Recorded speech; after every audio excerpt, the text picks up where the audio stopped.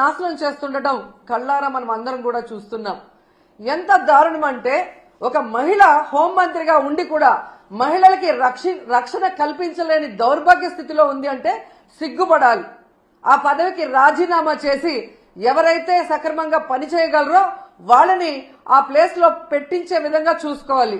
కానీ జగన్ గారిని, భారతి మేడంని, మిగతా వైఎస్ఆర్సీపీ నాయకుల్ని తిట్టడానికే హోంమంత్రి పదవి ఇచ్చినట్టు ఆవిడ మాట్లాడుతున్న మాటలు చూస్తుంటే చాలా సిగ్గుచేటు. ఎందుకంటే మా నియోజకవర్గంలో కూడా ఒక చిన్న పాపని రేప్ చేసి చంపేసి పూర్తి చేస్తే దాన్ని మాయ చేయాలని ఎస్పీని అందరినీ ఇక్కడికి పంపించడం జరిగింది. గ్రామస్తులంతా తిరగబడితే ఆ రోజు మేమంతా కూడా వెళ్లిన సందర్భం మీరు చూశారు. అప్పుడు విధిలేక అక్కడికి వచ్చి డబ్బులు ఇచ్చేసి చేతులు దులుపుకొని వెళ్ళిందే తప్ప ఇక మీదట ఇలాంటివి జరగకుండా కఠినతరంగా మరి శిక్షలు అమలు చేస్తాం, తప్పు చేసిన వాడు ఎంతటి వాడైనా వదిలిపెట్టము అన్నట్టుగా ఆవిడ ముందుకు వెళ్లాల్సింది పోయి అప్పటి నుంచి ఇంకా ఎక్కువ అవుతూ పోతున్నాయి. ఈరోజు అనంతపురం విషయం చూస్తే ప్రతి ఒక్కరికి కూడా హృదయం ద్రవించిపోతుంది. ఒక ఇంటర్ చదువుతున్న తన్మయ్య అనే గిరిజన అమ్మాయి 6 రోజుల ముందర కనిపించకుండా పోయిందని వాళ్ళ తల్లిదండ్రులు కంప్లైంట్ ఇస్తే కంప్లైంట్ ఇవ్వడానికి పోలీస్ స్టేషన్కి వచ్చిన వాళ్ళని ఎంత అవమానంగా వాళ్ళు బిహేవ్ చేశారు. ఆ కేసును ఎందుకు పట్టించుకోకుండా అలా పడేయటం వల్లే 6 రోజుల తర్వాత ఆ అమ్మాయి శవమై దొరికింది. అలాగే మీరు చూస్తే పరిటాల సునీత గారి ఒక మహిళ, ఆవిడ నియోజకవర్గంలో ఒక మైనర్ బాలికని 14 మంది తెలుగుదేశం పార్టీ వాళ్ళు కంటిన్యూస్ గా రేప్ చేసుకుంటూ ఉంటే సాక్షి టీవీ, సాక్షి ఛానల్ దాన్ని బయట పెట్టింది. వాళ్ళని అరెస్ట్ చేయకుండా ఈరోజు ఆ కుటుంబం మొత్తం ఆ ఊరు వదిలేసి వెళ్లే పరిస్థితి ఏర్పడింది. ఆడపిల్ల ప్రాణాలు తీయటం, మానాలు తీయటం వీళ్ళకి సహజమైపోయింది. దానికి హోంమంత్రి గారు అండగా నిలబడటం అనేది సిగ్గుచేటు. ఇవన్నీ జరుగుతుంటే ఎక్కడ తమ తప్పులు బయటపడతాయో అని ఈరోజు వాళ్ళు చేస్తున్న డైవర్షన్ పాలిటిక్స్ మనం ఒకసారి గమనించాలి. ఎందుకంటే ఇదే పవన్ కళ్యాణ్ గారు అధికారంలో రావటానికి ముందు మహిళలకి నేను అండగా ఉంటాను, మహిళలకి ఇబ్బందికరమైన ఏవి చేసినా ప్రభుత్వాన్ని నిలదీస్తాను, తప్పు చేసిన వారిని శిక్షిస్తానని మాట్లాడిన పవన్ కళ్యాణ్ గారు ఈ రాష్ట్రంలో ఎక్కడ మహిళలకు అన్యాయం జరిగినా ఈ రోజుటి వరకు నోరు తెరవలేదు. తప్పు చేసిన వారిని శిక్షించమని ప్రభుత్వం మీద ఒత్తిడి తీసుకురాలేదు. అది అనంతపురం అయినా, పిఠాపురం అయినా, తిరుపతి అయినా, అమరావతి అయినా, ఎక్కడ ఏ మహిళకు అన్యాయం జరిగినా ఆయన పట్టించుకోకపోవడం రాష్ట్రంలో ఉన్న మహిళలందరూ కూడా గమనించాలని ఈ సందర్భంగా తెలియజేసుకుంటున్నాను. హోంమంత్రి గారుగా తన అధికారాన్ని ఉపయోగించి ఆడవాళ్ళని కాపాడాల్సిన అనిత గారేమో నా దగ్గర లాఠీ ఉందా, నా భుజాన గన్నుందా, నేనేం చేయగలను అని మాట్లాడిన గొప్ప వ్యక్తి. అలాంటప్పుడు మీకు చేత కాకపోతే మీరు ఫెయిల్యూర్ హోంమంత్రి అని తెలిసినప్పుడు ఎందుకు పక్కకి తప్పుకోవటం లేదు? ఈరోజు డైవర్షన్ పాలిటిక్స్ లో రెడ్ బుక్ రాజ్యాంగం అంటూ పోలీసుల్ని కేవలం వైఎస్ఆర్ కాంగ్రెస్ పార్టీలో ఉన్న నాయకులకి, సింపథైజర్స్ కి తప్పుడు కేసులు పెట్టి వాళ్ళని అరెస్ట్ చేయించి వాళ్ళ జీవితాలు నాశనం చేయడానికే ఉపయోగిస్తున్నారు కదా. నిన్నైతే మరీ ఘోరమైన విషయం. అసలు ఇది రెడ్ బుక్ రాజ్యాంగానికి పరాకాష్ట. కొమ్మినేని శ్రీనివాసరావు గారు అంటే చేతులెత్తి నమస్కరిస్తారు. అంత గొప్ప జర్నలిస్ట్. 70 ఏళ్ల వయసులో ఆయన మీద ఎస్సీ ఎస్టీ తప్పుడు కేసు పెట్టి ఈరోజు హైదరాబాద్ నుంచి ఎలా మీరు తీసుకొచ్చారో ఈ రాష్ట్ర ప్రజలందరూ కూడా గమనిస్తున్నారు. దీని గురించి మనం నిజంగా చాలా క్లియర్ కట్ గా మాట్లాడుకోవాల్సిన అవసరం ఉంది. ఆంధ్రప్రదేశ్లో ఈరోజు ఎవ్రీ మార్నింగ్ అన్ని పేపర్లో ఉన్న హెడ్లైన్స్ ని డిస్కస్ చేసే క్రమంలో అమరావతిలో ఏ విధంగా రైతుల దగ్గర ఇప్పటికే 50,000 ఎకరాలు లాక్కొని వాళ్ళకి ఇంతవరకు ఏం చేయకుండా ఇంకా 50,000 ఎకరాలు దోచుకొని వాళ్ళు రియల్ ఎస్టేట్ చేసుకోవాలన్న క్రమంలో ముందుకు వెళ్తుంటే అక్కడున్న రైతులు తిరగబడి ఇవ్వకుండా వాళ్ళ మీద ఎదురు తిరుగుతుంటే అది ప్రజలకు తెలియకూడదని దాని మీద సాక్షిలో డిస్కషన్ రావటం అనేది వాళ్ళకి నచ్చలేదు. ఇక్కడ ఇంకొకటి ఏంటంటే ఆ డిస్కషన్లో ఒక జర్నలిస్ట్ డిస్కషన్కు వచ్చిన ఒక జర్నలిస్టు ఒక మాట ఏదో మాట్లాడారని దాన్ని ఆ క్షణంలోనే కొమ్మినేని గారు ఖండించారు. నాకు తెలిసి ఆయన డిస్కషన్స్లో ఎప్పుడూ కూడా ఎవరూ కూడా తప్పుగా మాట్లాడితే ఆయన ఒప్పుకోరు, వెంటనే ఖండిస్తారు. అలాంటి గొప్ప వ్యక్తిని ఈరోజు ఎవరో మాట్లాడిన దానికి తన తప్పు చేయకపోయినా క్షమాపణ కోరిన కొమ్మినేని శ్రీనివాస్ గారిని అరెస్ట్ చేసి సంబంధమే లేకుండా ఎస్సీ ఎస్టీ కేసు పెట్టి ఈరోజు జగన్ గారు భారతమ్మ క్షమాపణ చెప్పాలి అని చంద్రబాబు నాయుడు, లోకేష్, హోంమంత్రి అనిత గారు డిమాండ్ చేయడం చూస్తుంటే ఈ రాష్ట్ర ప్రజలకి నవ్వాలా ఏడవాలా అర్థం కాలేదు. ఈరోజు నేను సూటిగా ప్రశ్నిస్తున్నా చంద్రబాబు నాయుడు గారిని, అనిత గారిని, లోకేష్ గారిని, క్షమాపణ అంటూ చెప్పాల్సి వస్తే అది మొదట ఎవరు చెప్పాలో తెలుసా?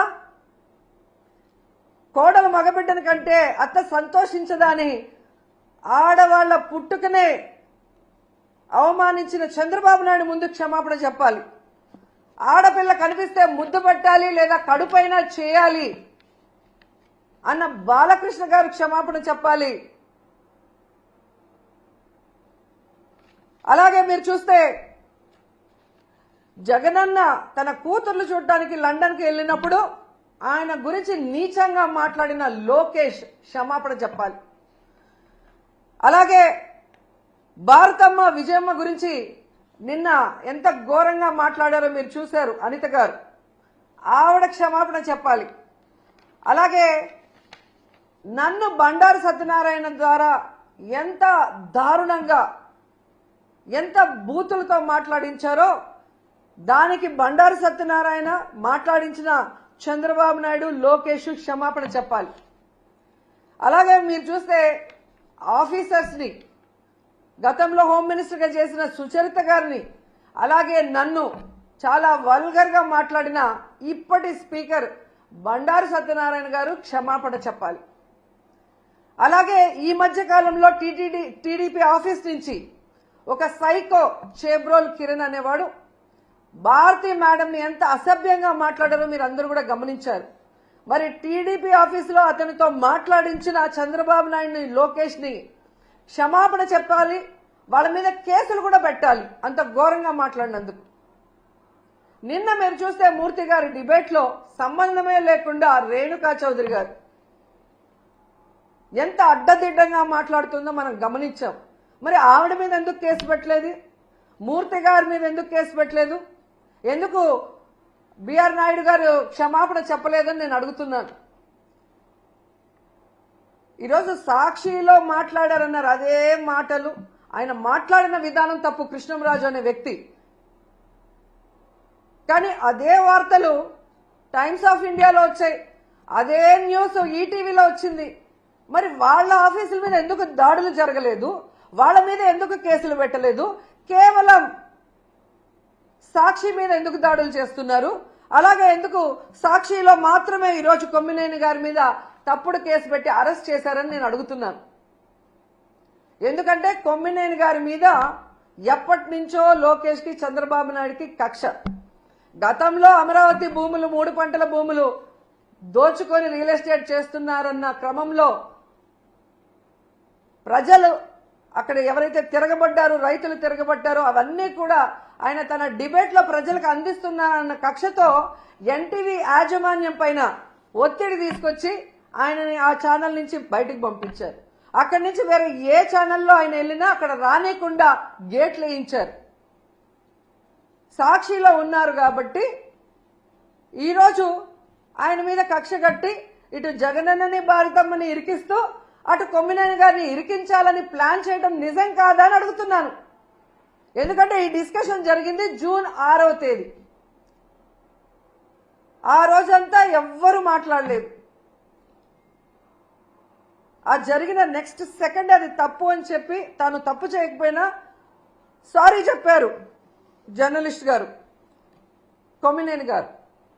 అయినా కూడా ఆ నెక్స్ట్ డే జూన్ 7వ తేదీ లోకేష్ గారు, చంద్రబాబు నాయుడు గారు పని కట్టుకొని టీడీపీ సోషల్ మీడియా ద్వారా వైరల్ చేసి ఏ విధంగా వచ్చిన జర్నలిస్ట్ కృష్ణంరాజు గారు మాట్లాడిన మాటల్ని ఇటు సాక్షికి అటు కొమ్మినేనికి ఆపాదిస్తూ తన అనుకూల పచ్చ ఛానల్స్ లో దాన్ని ఎలా విష ప్రచారం చేశారు, తమకు అనుకూలంగా ప్రచారం చేసుకొని ఆ రోజు మధ్యాహ్నం 3:09 లోకేష్ ట్వీట్ చేయడం జరిగింది. అంటే ఒక పథకం ప్రకారం చంద్రబాబు నాయుడు, లోకేష్, డీజీపీ గారు, ఇంటెలిజెన్స్ చీఫ్ వీళ్ళందరూ కూర్చొని ఇది చేయకపోతే ఈ విధంగా జూన్ 6న మార్నింగ్ జరిగిన ఆ డిస్కషన్ ని జూన్ 7 మార్నింగ్ నుంచి విష ప్రచారం చేస్తూ లేని వాటిని వక్రీకరిస్తూ తమ పచ్చ ఛానల్లో అనుకూలంగా మాట్లాడించుకొని తమకి వైఎస్ జగన్ గారి కుటుంబ సభ్యుల మీద అసభ్యకరమైన పోస్టింగ్లు పెట్టించి రాష్ట్రంలో ఉన్న అన్ని పోలీస్ స్టేషన్లో తెలుగుదేశం పార్టీ నాయకులతో కేసులు పెట్టించి ఆ వ్యాఖ్యలతో సంబంధం లేని సాక్షి మీద దాడులు చేసే విధంగా అందరినీ కూడా రెచ్చగొట్టింది నిజం కాదా అని నేను అడుగుతున్నా. ఆ తర్వాత 3వ రోజు జూన్ 8 అదే ప్రచారాన్ని తమ అనుకూల మీడియాతో కంటిన్యూ చేయిస్తూ ప్లాన్ ప్రకారం మధ్యాహ్నం 1:49 చంద్రబాబు నాయుడు ట్వీట్ చేశాడు, వీళ్ళని అరెస్ట్ చేస్తాను అని. అడిగింది కొడుకు, చేయించింది తమ పార్టీ నాయకులతో కంప్లైంట్లు ఇప్పించి తమ పచ్చ ఛానళ్లతో తప్పుడు ప్రచారం చేయించి పెద్ద మనిషిలాగా దాన్ని కేసు పెట్టి అరెస్ట్ చేస్తానన్నట్టుగా ఈయనతో మాట్లాడిస్తూ అదే పథకంలో భాగంగా పవన్ కళ్యాణ్ ఆఫీస్ నుంచి Pawan Kalyan press note release చేసినట్టు 3:40కి ప్రెస్ నోట్ రిలీజ్ చేయడమే కాకుండా సాయంత్రం 6:45 పవన్ కళ్యాణ్ గారి ద్వారా ట్వీట్ చేయించారు. జూన్ 9 ఉదయం 11 గంటలకి కొమ్మినేని గారిని అరెస్ట్ చేసి కంటిన్యూస్ గా సాక్షి ఆఫీసులు ఎక్కడెక్కడ ఉన్నాయో తిరుపతి, అనంతపురం, కడప, విజయవాడ, శ్రీకాకుళం ఇలా అన్నిటి మీద మూకుమ్ముడిగా దాడులు చేయించారు.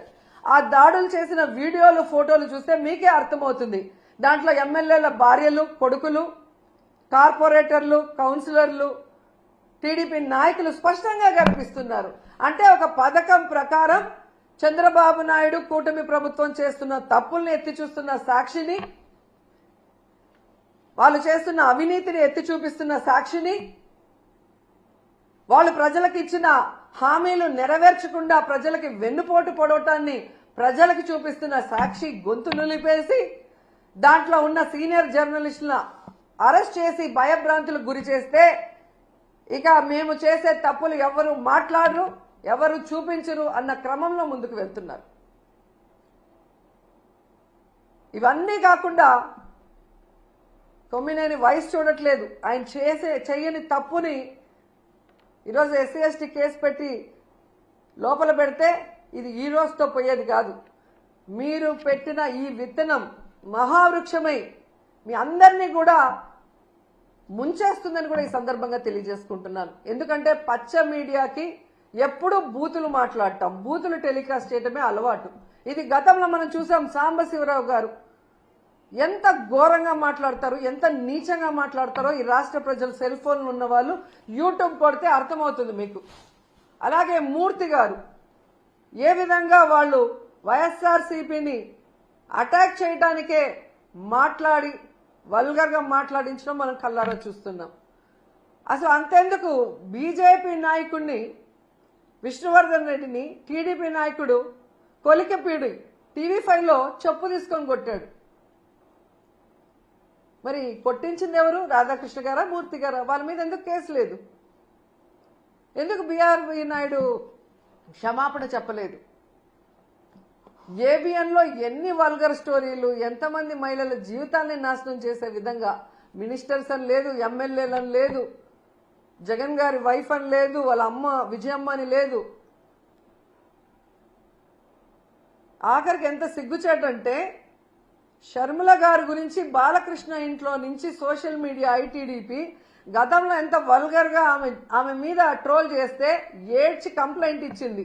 అలాంటి వాళ్ళకి ఈరోజు సపోర్ట్ చేస్తూ జగన్ గారు, భారతి మేడం క్షమాపణ చెప్పాలి అంటే ఈ రాష్ట్ర ప్రజలు ముక్కున వేలేసుకున్నారు. తప్పు చేయని మన కొమ్మినేనిని అరెస్ట్ చేయడమే కాకుండా ఏ తప్పుడు మాటలు ప్రసారం చేయని సాక్షి ఆఫీసుల మీద దాడి చేస్తుంటే వాటిని ఖండించదు ఈ షర్మిల గారు కానీ ఈ రేణుకా చౌదరి. ఇంతమంది ఆడవాళ్ళని రేప్ చేస్తున్నారు, నరికేస్తున్నారు. అలాంటి వాళ్ళ గురించి మాట్లాడరు ఒక ఆడవాళ్ళ ఉండి. కానీ జగన్ గారు భారతి మేడం గారి గురించి మాట్లాడాలంటే ఒంటికాలతో వస్తారు. ఈరోజు రాష్ట్ర ప్రజలకు తెలుసు జగన్మోహన్ రెడ్డి గారు కానీ భారతి మేడం కానీ ఏ రోజు ఏ ఆడపడుచు గురించి తప్పుగా మాట్లాడిన దాఖలాలు లేవు. జగన్ గారు అయితే ప్రతి ఆడపడుచుని ఒక తల్లిలాగా, ఒక అక్కలాగా, ఒక చెల్లిలాగా ఎంత అభిమానంగా భావించి వారికి మంచి చేయాలన్న ఆలోచనతోనే మహిళలకి గౌరవాన్ని పెంచే విధంగా, వాళ్ళు ఆర్థికంగా ఎదిగే విధంగా, రాజకీయంగా ఎదిగే విధంగా 5 సంవత్సరాల కాలంలో ఆయన పరిపాలించి సంక్షేమాన్ని అందించారో ప్రతి ఒక్కరికి తెలుసు. అలాంటి గొప్ప వ్యక్తిని టార్గెట్ చేసి ఈరోజు మాట్లాడుతున్న మాటలు చూస్తుంటే రక్తం మరుగుతుంది. చాలా తప్పు చేస్తున్నారు తెలుగుదేశం పార్టీ వాళ్ళు, పవన్ కళ్యాణ్ గారు, లోకేష్ గారు. మీరు చేసే తప్పులు ప్రజలు గమనిస్తున్నారు. ప్రజలకు చేయాల్సిన సంక్షేమం అభివృద్ధి చేయకుండా గాలికి వదిలేసి ఈరోజు ప్రతిపక్షం అనేది లేకుండా చేసి ఈ రాష్ట్రాన్ని అమ్మేసి పారిపోదాం అనుకుంటున్నారేమో. ఈరోజు రైతుల్లో చైతన్యం వచ్చి రోడ్డు మీదకి వచ్చారు. టీచర్స్ లో చైతన్యం వచ్చి రోజు రోడ్ల మీద తిరుగుతున్నారు ధర్నాలు చేసుకుంటూ. వాలంటీర్స్ రోడ్డు మీదకి వచ్చారు. మహిళలు ఈ రోజు రోడ్డు మీదకి వచ్చారు.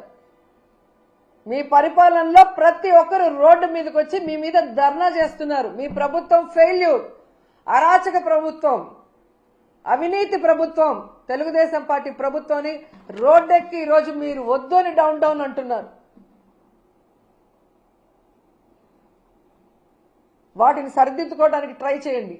ఇప్పటికైనా మహిళల రక్షణ మీద, మహిళా సంక్షేమం మీద దృష్టి పెట్టండి.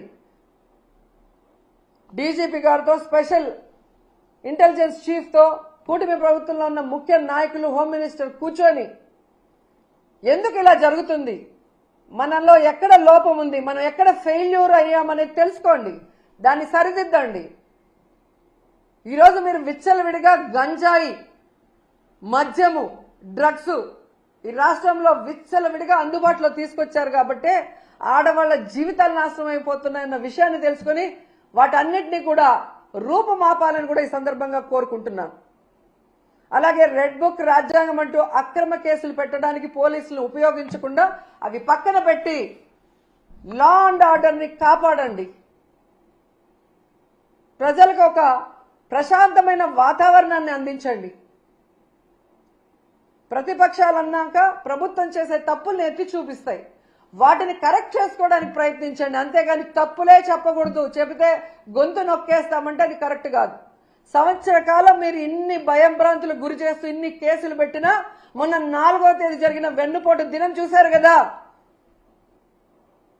ఏ విధంగా జనాలు బయటకు వచ్చి మీ మీద వ్యతిరేకతతో, మీ మీద అసహ్యంతో మీరు వద్దు అని చెప్పి రాష్ట్ర వ్యాప్తంగా నిరసనలు చేశారో గమనించండి. అవన్నీ డైవర్ట్ చేయడానికి ఈరోజు కొమ్మినేని గారిని అరెస్ట్ చేసి డైవర్షన్ పాలిటిక్స్ చేయాలనుకుంటే రాష్ట్రంలో ఉన్న ప్రజలు వెర్రోళ్ళు కాదు, చాలా తెలివైన వాళ్ళు, అన్ని గమనిస్తున్నారు.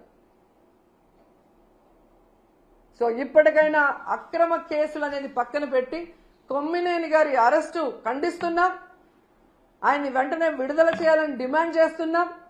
అలాగే సాక్షి మీద దాడులు చేసిన తెలుగుదేశ జనసేన నాయకులు ఎవరైతే ఉన్నారో ఆ ఫోటోలు, వీడియోలు చూసి వాళ్ళందరినీ కూడా అరెస్ట్ చేయాలని కూడా ఈ సందర్భంగా తెలియజేసుకుంటున్నాం. లేదంటే జగన్మోహన్ రెడ్డి గారి లాగా లాస్ట్ 5 ఏళ్ళు, అంతకుముందు రాజశేఖర్ రెడ్డి గారి లాగా మంచితనంతో రాబోయే కాలంలో ఉండబోయేది లేదు. 10 ఏళ్లలో మీరు ఎంత మాట్లాడినా మిమ్మల్ని పట్టించుకోలేదు, కానీ ఈ రోజు పట్టించుకుంటాము అని కూడా మీకు హెచ్చరిస్తున్నాం. వెంటనే అనంతపూర్లో తన్మయ్య అనే అమ్మాయికి అన్యాయం జరిగింది, దానికి కారణం ఎవరు అని చెప్పామని వాళ్ళ తల్లిదండ్రులు క్లియర్గా నిన్న ఇంటర్వ్యూలో చెప్పారు. వాళ్ళని పట్టుకొని అమ్మాయిని చంపింది ఎవరో తెలుసుకొని ఇప్పటికైనా అమ్మాయి ఆత్మ శాంతించాలంటే తప్పు చేసిన వాళ్ళని శిక్షించండి, ఆ కుటుంబానికి అండగా నిలబడండి. అలాగే పరిటాల సునీత గారి నియోజకవర్గంలో ఒక అమ్మాయిని ఇన్ని నెలలుగా రేప్ చేస్తుంటే మరి ఆమె ఏం చేస్తుందో నాకు అర్థం కావట్లేదు. ఒక మహిళగా ఎమ్మెల్యేగా ఉండి తెలుగుదేశం పార్టీ వాళ్ళని క్లియర్ కట్ గా పేర్లతో కూడా ఇచ్చారు. వాళ్ళని అరెస్ట్ చేసి వాళ్ళని కఠినంగా శిక్షించాలి. ఇక మీదట మహిళలకి ఇలాంటివి జరగకుండా రక్షణ కల్పించే దిశగా దిశ యాప్ కానీ దిశ చట్టంతో గతంలో మేము ఎలా కంట్రోల్ చేశామో అలా మీరు చెయ్యాలి. వాటిని నిర్వీర్యం చేసి మహిళల జీవితాలతో చెలగాట మాడితే మాత్రం ఒప్పుకునే పరిస్థితి లేదు అని చెప్పి హెచ్చరిస్తున్నాం.